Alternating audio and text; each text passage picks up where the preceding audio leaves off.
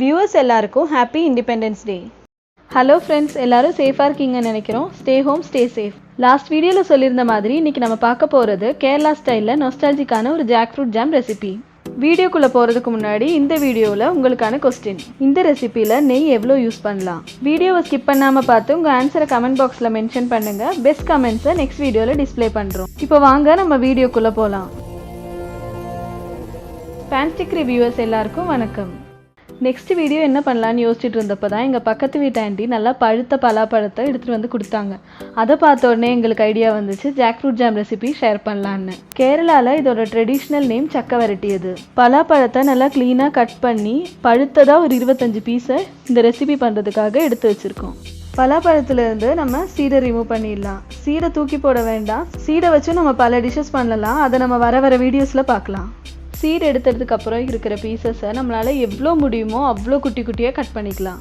நம்ம எடுக்கிற பலாப்பழம் எவ்வளோ பழுத்திருக்கோ அவ்வளோக்கு நம்மளோட ஜாமும் டேஸ்டியாக இருக்கும். ஈஸியாக பண்ணணுன்னா இதை கட் பண்ணாமல் கிரைண்ட் பண்ணியே பண்ணலாம். ஆனால் நாங்கள் எங்கள் பாட்டி செய்கிற மாதிரியான நொஸ்டாலஜிக் ஸ்டைலை மிஸ் பண்ணாமல் இருக்கிறதுக்கு இதை கட் பண்ணி ரெடி பண்ணிகிட்டு இருக்கோம்.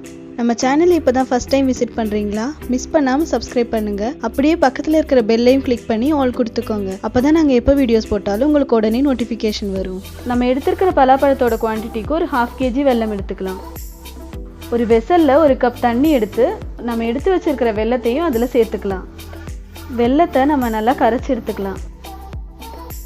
இதுக்கு பதம்லாம் எதுவும் தேவையில்லைங்க. இந்த மாதிரி கட்டி இல்லாமல் கரைஞ்சதும் நம்ம ஸ்டவ் ஆஃப் பண்ணிக்கலாம். கொஞ்சம் ஆறுனதுக்கப்புறம் நம்ம வடிகட்டி எடுத்துக்கலாம். வடிகட்டும் போது அந்த டஸ்ட்டு அழுக்கு ஏதாவது இருந்தால் அது போயிடும். நம்ம கட் பண்ணி வச்ச பலாப்பழத்தை வேக வைக்கிறதுக்கு ஸ்டார்ட் பண்ணிக்கலாம். இதை கேரளாவில் ட்ரெடிஷ்னலாக எல்லோரும் உருளிங்கிற ஒரு பாத்திரத்தில் தான் பண்ணுவாங்க. அது எல்லாருக்கிட்டையும் அவைலபிளாக இருக்காது. அதனால தான் நாங்கள் குக்கரில் ட்ரை பண்ணுறோம். கட் பண்ணி வச்ச பலாப்பழத்தை குக்கரில் போட்டாச்சு. இப்போ அது வேகிறதுக்கு தேவையான அளவு தண்ணி சேர்த்துக்கலாம். தண்ணி சேர்க்கும் போது குவான்டிட்டி கொஞ்சம் அதிகமானாலும் பரவாயில்ல, குறையாமல் பார்த்துக்கலாம். இப்போ குக்கரை மூடிட்டு பலாப்பழத்தை ஒரு 5 விசில் வர வரைக்கும் நம்ம வேக வச்சுக்கலாம். ஒவ்வொரு விசிலுக்கும் நம்ம பலாப்பழம் நல்லா வேகிற ஸ்மெல்லு வந்துட்டுருக்கு. 5 விசில் வந்துருச்சுங்க. இப்போ நம்ம ஓப்பன் பண்ணி பலாப்பழம் வெந்துருச்சான்னு செக் பண்ணிக்கலாம். பலாப்பழம் நல்லா வெந்திருக்குங்க. இப்போ நம்ம மறுபடியும் ஸ்டவ் ஆன் பண்ணிவிட்டு பழமும் தண்ணியும் நல்லா மிக்ஸ் ஆகி குழன்னு திக் பேஸ்ட் ஆகிற வரைக்கும் நம்ம வேக வச்சுக்கலாம். பழத்தை நல்லா மேஷ் பண்ணுற மாதிரி கிளறி விட்டுக்கிட்டே இருக்கலாம். பலாப்பழம் வெந்து ஓரளவுக்கு திக்காக இருக்குது. இப்போ நம்ம முன்னாடி ரெடி பண்ணி வச்சுருந்த வெல்லம் கரைச்சலை அதில் ஆட் பண்ணிவிட்டு நல்லா மிக்ஸ் பண்ணி கொதிக்க விட்டுக்கலாம். இப்போது ஒரு 3 ஸ்பூன் நெய்யை அதில் ஆட் பண்ணிக்கலாம். நெய் எவ்வளோ ஆட் பண்ணணுங்கிறது நம்மளோட விருப்பம் தாங்க. தேவைன்னா உங்கள் ருசிக்கு ஏற்ற மாதிரி இன்னும் கொஞ்சம் ஆட் பண்ணிக்கோங்க.